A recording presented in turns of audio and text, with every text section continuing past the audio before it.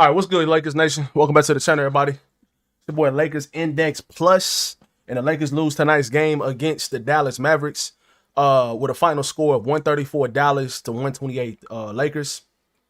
The Lakers fall to, I think, 50 and 28, I believe. I think they're still 22 games above 500, or I don't know.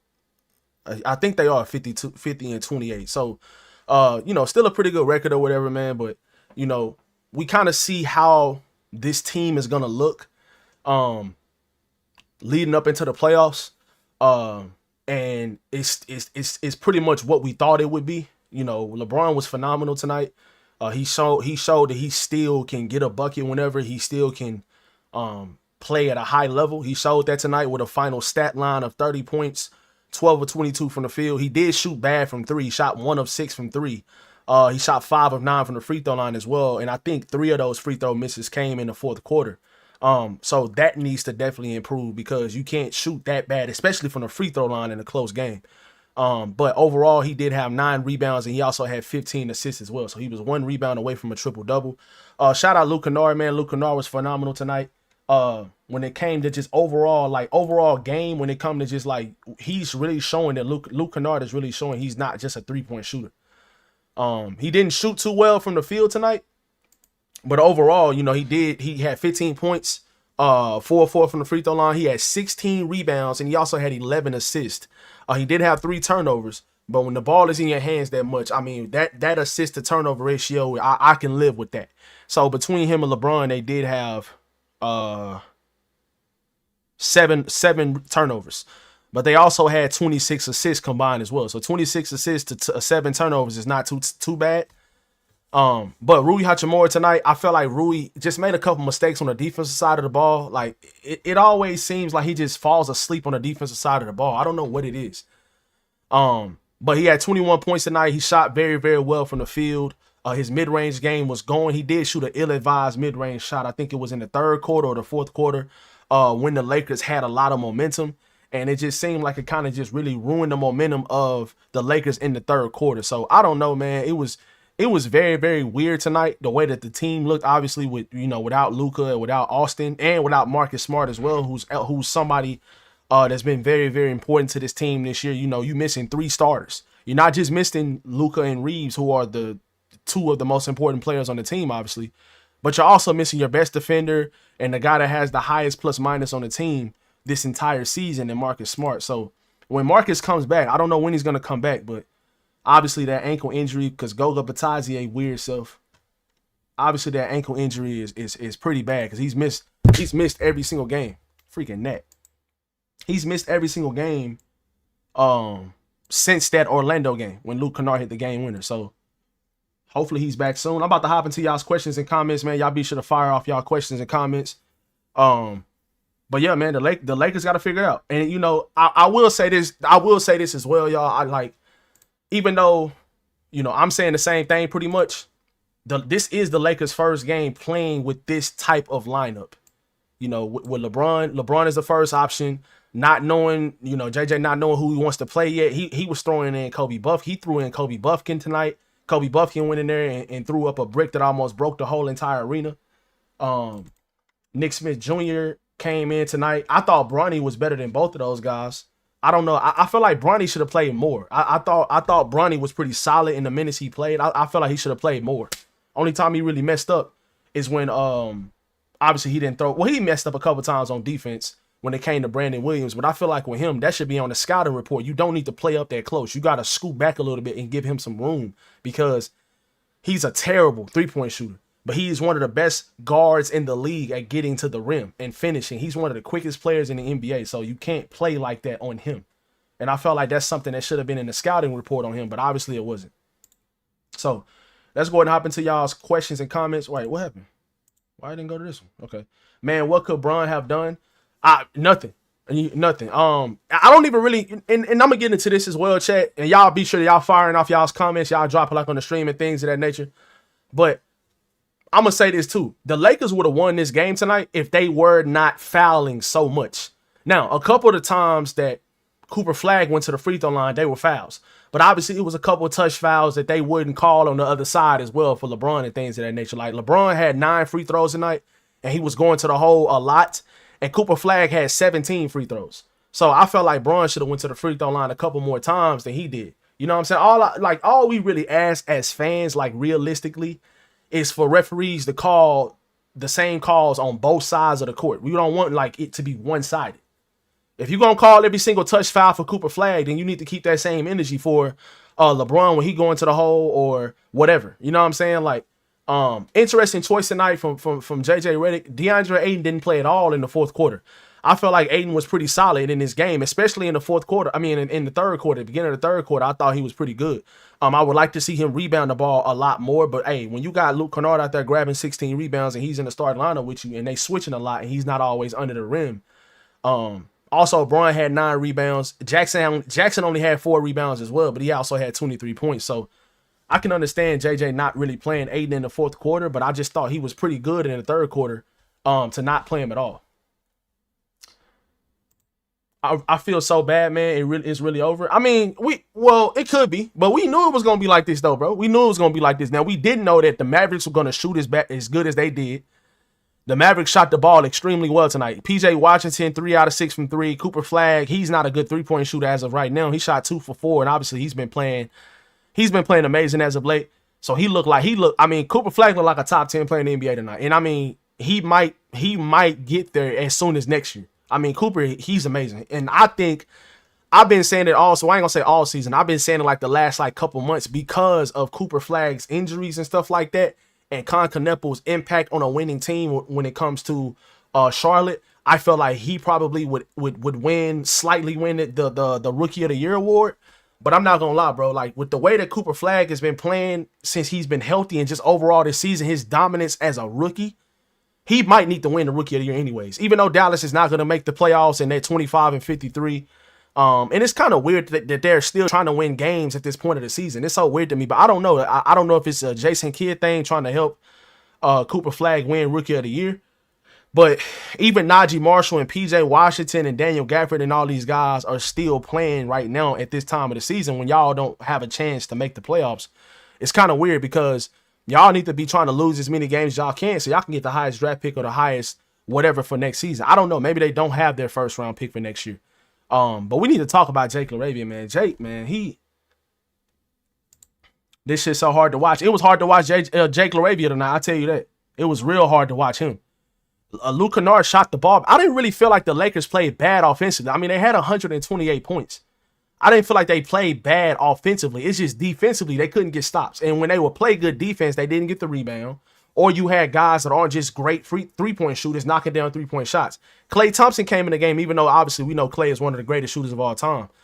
He came in the game shooting threes from the logo a couple times. So Klay Thompson was making threes. He was 3 for 6. Chris Middleton came off the bench 2 for 3. I don't even know this dude. I don't even know who the hell this is. I don't even know who that is. Palakitas? I don't even know who that is, bro. I don't. Marvin Bagley made a 3 that hit every part of the rim and then it went in. So I mean, like, it was tough. I think it was mainly defense. Defensively tonight, the Lakers kind of struggled, and they didn't shoot the ball as good as Dallas did either. They shot 30%, and the Mavericks shot 44%. The Mavericks made 6 more threes than the Lakers. And obviously, they shot a couple more, but they only shot 5 more. Neither team shot a lot of threes, but the Lakers missed more free throws. Actually, I'm sorry. They didn't. They made about the same amount. So, I don't know about Jake LaRavia, chat. And the fact that, let's get into this right here. Let's get into this. There was absolutely... Hold on, let me extend this some more. There was absolutely no reason to call up Dalton Connect, Adu, and Nick Smith Jr. and Buffkin tonight. JJ had no intention of using them. South Bay is struggling in their playoff game tonight without those guys. I mean, obviously, bro, but I get that, but the Lakers are more important than South Bay. And obviously, when you're missing 3 of your primary ball handlers and you missing your 2 top scorers on your team, and you're missing another guy that the best defender and the starter has hit some pretty important shots for you this season, leads the team in charges, highest plus minus on it. So you're missing 3 important players. So to a certain extent, like, you want to call those guys up because obviously the Lakers season is more important than the South Bay. I mean, I know South Bay is in the playoffs. I get it. But when Kobe Buffkin, when he checked into the game, he wasn't good. So I would have sat him down as well. I mean, bro, he was out there. He was like, I don't know if he was timid to shoot the ball, but then when he shot the ball, it literally did not hit the rim. It hit like the other opposite side of the backboard, and it was just a brick. Like, and then Nick Smith Jr. came in the game. He had a couple good plays, but he didn't score, obviously, and he shot 1-3 and he missed it. So I don't know, man. This would be a great time to have a guy like Cam Thomas.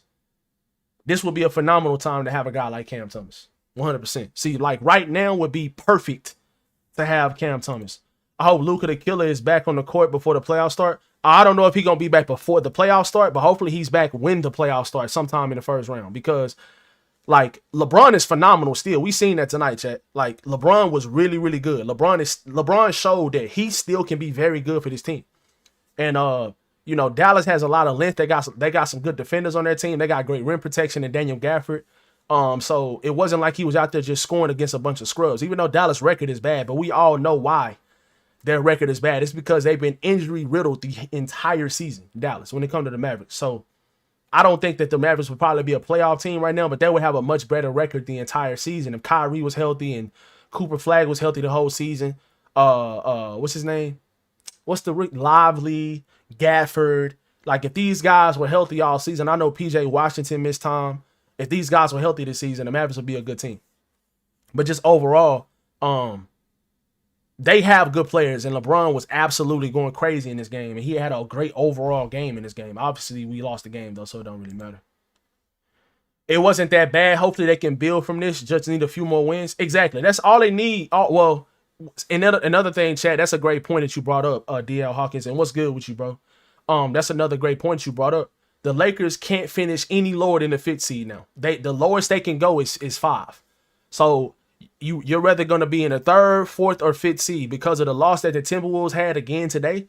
They will not go any lower than the 5th seed. So the Lakers still have to win a couple more games in order to secure that 3rd seed, and hopefully the Nuggets will lose a game. But they play against OKC next, so it's not going to get any easier, right? Next game. And then they play against Golden State and they play against Phoenix. So let's look at the Lakers schedule. Let's go ahead and finish off this box score right quick, though, before we go look at the Lakers schedule. DeAndre Ayton tonight, he only had 19 minutes. He had 13 points, 5 out of 9 from the field. And I felt like it was a couple times that he had the other defenders on the team, that on the opposing team that was guarding him.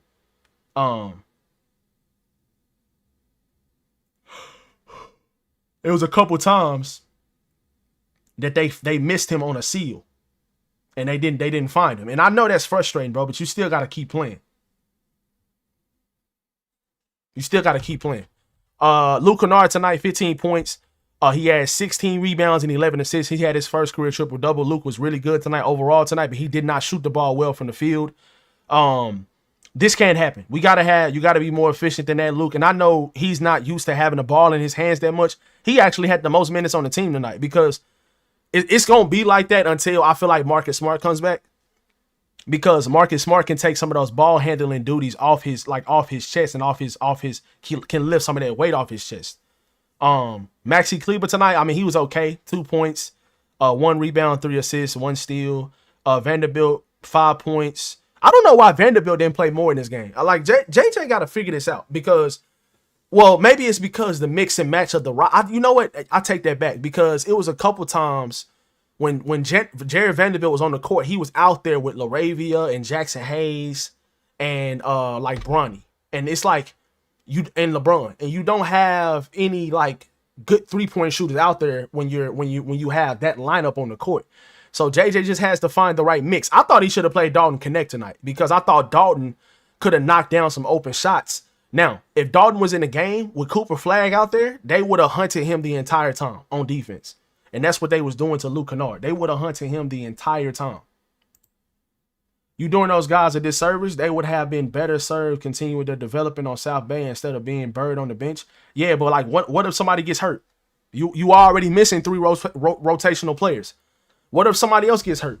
What if multiple players get hurt in this game? And that's another reason why when you're missing so many players, you have to bring up other guys from the G League or 2-way contract players, because just in case, you have to bring those guys up. So that's another reason why I understand the reason why they brought up those guys from the G League, because you already missing 3 starters. So you're missing 3 starters. And if somebody else gets injured, you have to have somebody else to be able to come in there and back up the backup. You know what I'm saying, so to speak. So I get it from that perspective. And I really thought he was going to give some of these guys a try tonight. But, I mean, he gave Kobe Buffkin a try. He wasn't good, in my opinion. He gave Nick Smith Jr. a try as well. And Nick Smith wasn't good either, in my opinion. So I would have played Dalton Connect. Rough end to the season, 100%, bro. Yeah, it's going to be rough, man. But, hey, I don't know. Cooper Flag was making some extremely tough shots tonight. I mean, Cooper was going insane. I mean, bro, like, some of the floaters he was making, some of the turnaround jump shots, that he had such a soft touch that when the ball hits the rim, it hits, like, it touches so many parts of the rim and just falls in when he misses. When he misses the actual, like, the ball going through the rim and going right to the net, it just hits so many parts of the, because he shoots so soft. So he gonna be a handful, man. Cooper Flag is gonna be tough. And I know everybody talking about Wemby, and rightfully so, but Cooper Flag is gonna be up there as well, bro. It's gonna be the future is in good hands for the NBA for sure. Laravia is garbage juice. Laravia is so weird to me, bro. Like he literally missed a reverse layup, like with nobody on the other side of the court tonight, after like a pretty like dime from LeBron, bro. He missed that, but he also made in the same quarter a step back 3 at the end of the shot clock. What did he shoot tonight from the 3-point line? He shot 1 of 5, and the only 3 he shot tonight was a step back 3 at the end of the shot. He's so weird to me, bro. Jake is so weird. Like he makes the toughest shots. Like he'll miss easy open shots, but he'll make tough shots. Shot clock falling down, falling out of bounds. Like I don't know, bro. It's so weird to me. Just looking forward to next season, to be honest. I think JJ needs to play more of the young guys like Thiero and Dalton. I mean, yeah, probably. That's why I was saying, like, but you still got to mix those guys in along with what the veterans that you do have. I don't think you can just play those guys. The Lakers are still locked into a playoff spot, and they still have the chance to finish in the 3rd seed and give yourself an opportunity for Reeves and Luka to come back sometime in the first round of the playoffs. And if those guys were ruled out for the rest of the season, I would kind of understand what you guys are saying, like, no matter what, like, season-ending injury. But they're not ruled out for the rest of the season. Like JJ said it today. And also, we about to get into something else about the Lakers training staff, chat, because the Lakers training staff is trash and they need to be fired. And they are the reasons why that Austin and Luka are in the position they in right now. Right. But on to back what we was about to say, like, you just try to extend the season as far as you can. Can this team win a game in the playoffs in the first round, or can they win 2 games? And then by that time, maybe Luka or Austin comes back. Now, who knows which version of those guys you're going to get, because obviously they're not going to be in game shape completely. They might be a little rusty or whatever, so it could be a hindrance to the team more than a help. But you still take that chance because they're your 2 best players this season. They have been. And LeBron showed tonight that he's still a valuable 3rd option, quote unquote. With the way he was playing tonight, he's not a 3rd option. But obviously he's taking the back seat to Austin and Luka because they're the future of the team. And he's not a selfish player. He's a team first player, and he always has been. He's just trying to do whatever it takes to win. And in my opinion, like, you try to win as many games as you can, extend the season, hope those guys come back in the first round. Because if they don't, you're going to lose a series. But maybe you can win a game or 2. Especially if you have home court advantage throughout the, in the first round. Yeah, Jake played bad tonight. Yeah, Dallas rookie, you talking about Cooper Flag? Yep. We need a new medical staff. Shouldn't have cleared Austin and Luka in the second half in Oklahoma. Yep. That's exactly what I was about to get into right now, Mission 24. And we about to talk about it because according to JJ Redick, before the game started,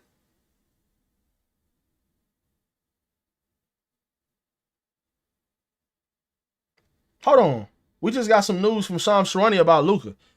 So Shams Charania is saying, hold on, let me go to this on Twitter right quick. Let me show y'all what he's saying. Let's look at it together. Shams Charania has an injury update on Luka Doncic. I don't know if he's coming back or I didn't read all of it. It says something about his doctors or something. It says, okay, let's read this right quick.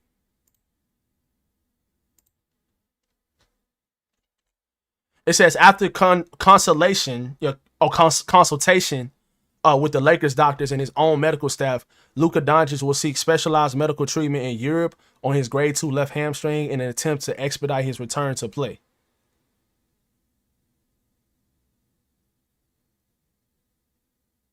So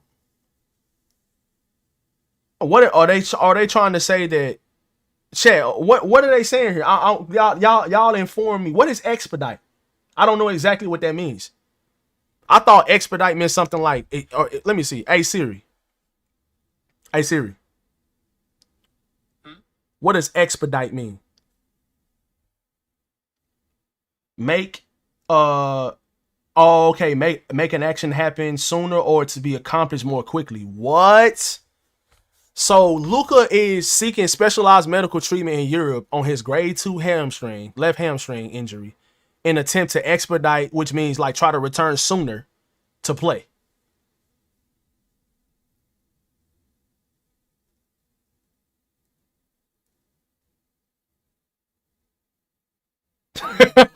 The comments be crazy, be killing me, bro. Yo, this is big, chat. This is big. So, bro, because chat, I'm trying to tell y'all, bro, the Lakers medical staff, and that's exactly what we was about to hop into. The Lakers medical staff is trash. The Lakers medical staff is trash. They're so trash that Luka Doncic is going to use his own medical doctors to go get another opinion to try to say like, nah, I'm not staying out for the whole entire playoffs. Or now he might miss the rest of the regular season, but he probably wants to be back before the playoff starts. This team can win in the first round with Luka Doncic and LeBron James. We just got a whole nother can of worms that just open. If Luka can come back, which I mean, I don't know if he'll be able to. Let's kind of pump the brakes a little bit, because if he doesn't come back, you know, we're still in the same boat, and it's not likely that he will come back. We'll see, I guess. But if Luka can come back along with LeBron, and then they can win a first round series against Minnesota, Houston.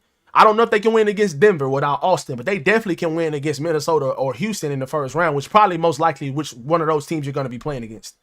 If you can stay in the top 3 seed. And this makes it even more important now to try to finish top 3 in the Western Conference, because you will most likely be playing against Minnesota or Houston in the first round.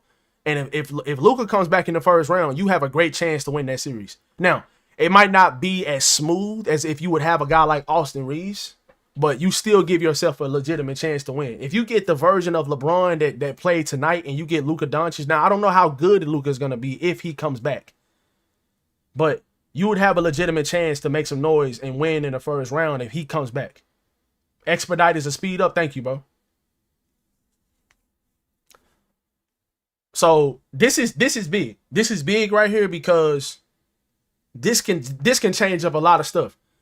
The Lakers tonight were very, very bad when LeBron was off the court, and they were bad defensively all game. And what I mean by that is, I don't know, like Cooper Flag is so special that it's like he might make your defense look worse than it actually is, because the shots he was making, those were not easy shots. It's not like the Lakers were just letting him get layups every time or just get open shots every time. He was making contested twos over 2 players at times. You would have the big come in and contest the shot, and you would have the primary defender, Laravia, Kennard. They kept on trying to pick on Kennard. I felt like Kennard was solid, but it don't matter, because good offense is going to beat good defense every single day of the week. It doesn't matter what day it is and what time it is, and it don't matter. You know what I'm saying? Like, and Cooper Flag was phenomenal tonight at making tough shots. You can't guard that. Some of the shots he was making tonight, he making it on everybody in the league. I don't like, unless you foul him, there's no better way to contest those shots. Now, Marcus Smart probably would have gave him more pressure on the perimeter, like, because he still struggles bringing the ball up the court. So if you guard him full court the entire time up the court, you might give him some issues. But once he gets settled into a half court and get in like the post area or the free throw line area, you're cooked. And you have to try to make it as tough on him as possible before he gets to those spots.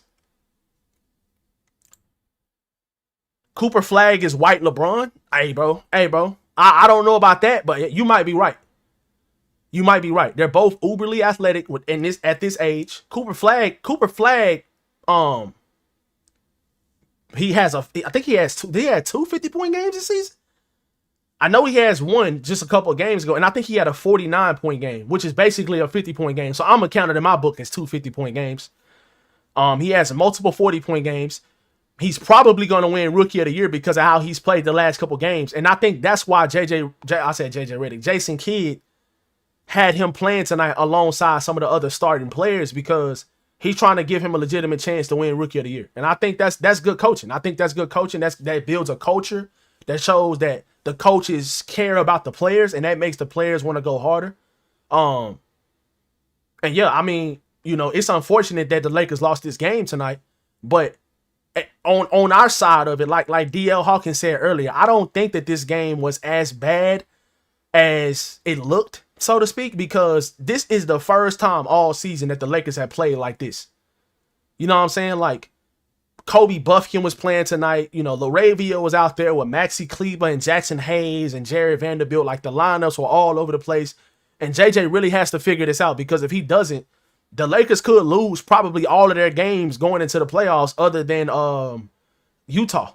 This Utah is probably the only guaranteed win left on the schedule. And that's not even guaranteed because you never know. Keontae George might spawn in out of nowhere and drop 50 the last game of the season. Kind of like Cooper Flag just did tonight. So I'm not going to say no win is guaranteed, but I think they're the worst team left on this schedule that the Lakers have left.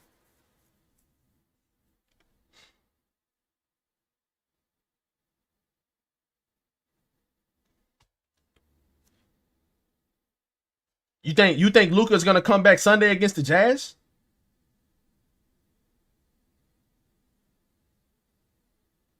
You think Luka's gonna come back Sunday against the Jazz? It's incompetence. Let me get y'all's comments back on the screen. All right. Ooh.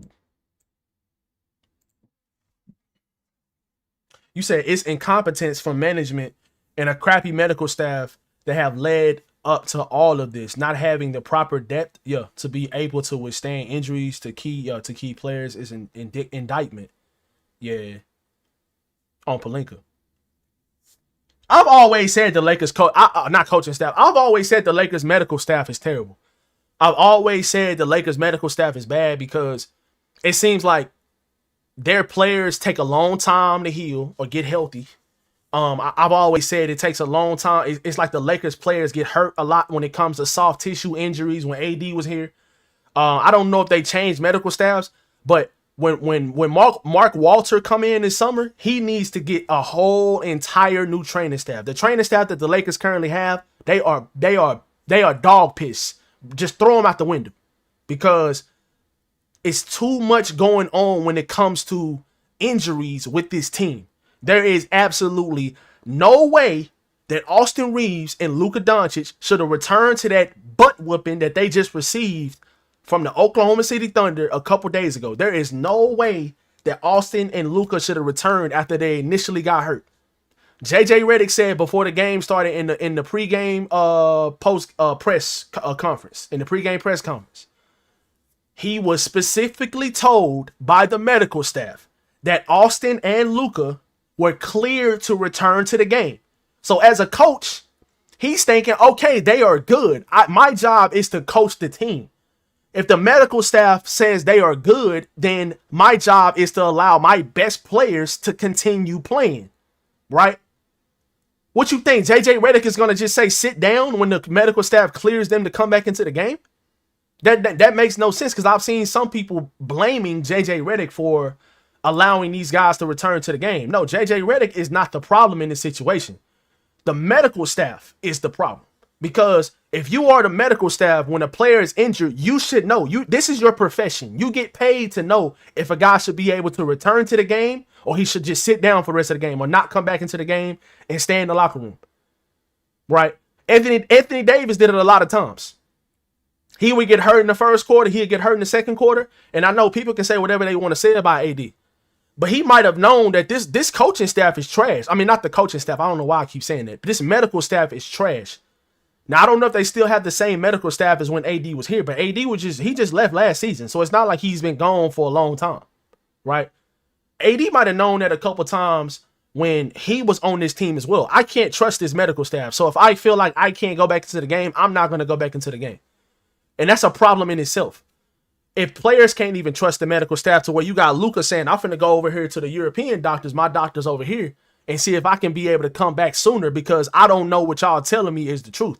That just goes to show another way, another side of this medical staff is not good. And if your medical staff is literally clearing your best players to come back into a game when they are risking injury in a blowout, they all need to be fired immediately, bro. Because that you clearing those guys to come back into the game could possibly alter the Lakers' entire season. They just played this entire season, and they are one of the hottest teams in the league. When you have all of your players, well, not even all of them, because Marcus Smart hasn't even played in like 2 weeks. But when you have pretty much your whole entire team, you're playing at the top of the league. You probably like what, a top 5 team in the league right now when it comes to just playing well and winning games against other good teams. So, and then the medical staff, I'm not, obviously the injury was extremely unfortunate. It ain't like the medical staff caused the injury. But my point is, you have to do your job and tell these players if they're not, if you feel like they're not good enough to return into the game when it comes to an injury, then don't clear them to return to the game, especially in a blowout that you're probably most likely not going to come back from. Oh, let me get to this one right quick. If other guys would have gotten hurt, I guarantee JJ still wouldn't use them 100%. I mean, other guys aren't your top 2 players though, bro. Other guys aren't your top 2 players. You know what I'm saying? Like, that's Luka Doncic and Austin Reeves. Those are the 2 highest scoring players on the Lakers this season. So, I don't know if you meant that in a way of like trying to blame JJ or something like that. I mean, if y'all want to blame JJ, I mean, that's fine. That can be y'all's opinion, but I just don't think it's JJ Redick's fault. I think it's the medical staff's fault. If the medical staff tells me, I'm the coach, that my 2 best players are cleared to play and they're good to go, I'm going to play my best players if they want to play as well. Because JJ also said that he confirmed with AR that AR said, I'm good to come back in. If the medical staff told him I'm good, and then, he's good, and then he thinks he's good, then that's why he's going to come back into the game. You think JJ is going to stop him from coming back into the game? That makes no sense, bro. That don't really make any sense. Luka following Kobe footsteps. What you mean by that, bro? The whole thing that happened with Vando a few seasons back is also because of that garbage medical staff. He has not been the same since. He looks like he's lost a step or 2. Yeah, Vando does look like at times he's still an absolute maniac defensively. And then sometimes he just seems like he's just not there. Like tonight, Vanderbilt should have been in the game more trying to guard Cooper Flag. I don't know why JJ didn't have Vanderbilt in the game trying to guard Cooper Flag. JJ Redick didn't have no double teams going towards Cooper Flag, even in the first half when he had it going.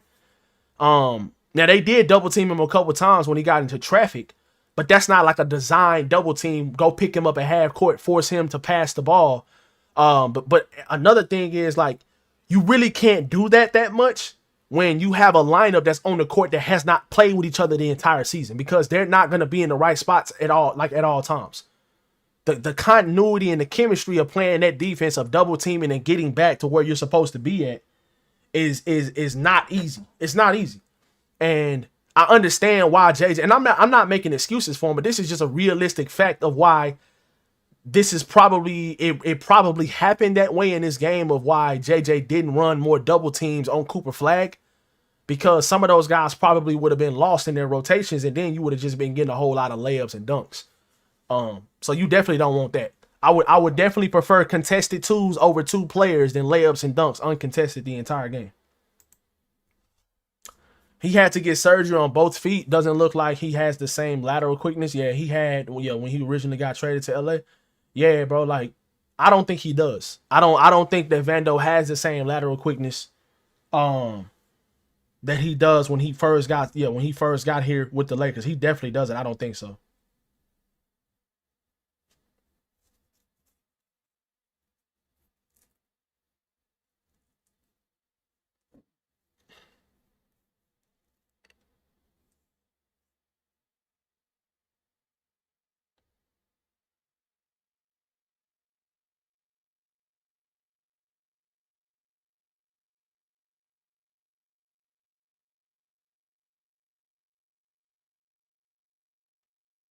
Okay. So I don't know what's gonna happen with this Luka situation, chat. I don't know what's gonna happen. But what I do know is that if Luka can come back during the playoffs, it changes a lot of stuff for the Lakers. It changes up a lot because I think I'm about to hop off right now and I'm about to make a short about this right now so I can upload this and get this up tonight because this is important. This is pretty big. This is big news right here. And actually I might go ahead and try to record right now. I'm gonna go ahead and clip this out. But I'm gonna talk about it right now. All right. All right, guys. So we got breaking news from Shams Charania. According to Shams Charania, Luka Doncic is seeking a second opinion from some European doctors about possibly speeding up his hamstring injury and receiving other treatment to return to the Lakers sooner than possibly 3 to 6 weeks, which was the initial diagnosis of his hamstring injury a few days ago after he got injured in the Oklahoma City Thunder game.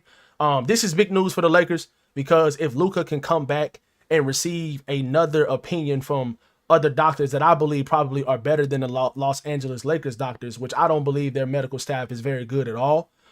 This is big for the Lakers because with the way that LeBron played tonight against the Dallas Mavericks, he showed that he still can be a valuable second option to the team until Austin Reeves comes back from his oblique injury. And if Luka can come back with any form of himself, 60, 70, 80%, they definitely can get through the first round and possibly get Austin Reeves back and they can continue playing their brand of basketball. So let me know in the comment section below, do y'all think that Luka should come back sooner rather than later?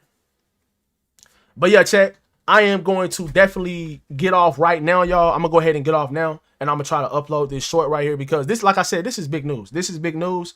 And this can be huge for the Lakers. Now, I don't know if it's going to follow through. I don't know what's going to happen. Luka possibly still could miss the initial time that he's supposed to miss. But if he doesn't, this is big because obviously the Lakers showed like tonight that I don't know how they're going to look in a lot of situations when LeBron is off the court. But if you can have Luka and LeBron at the same time until Austin gets healthy, I think he'll be fine getting through the first round. But all right, guys, I will catch you guys. When do we play again? Tuesday? I think we play again Tuesday. I will catch you guys on Tuesday, man. Y'all have a great night. Appreciate y'all for watching today's live stream, and I will catch you guys in the next one.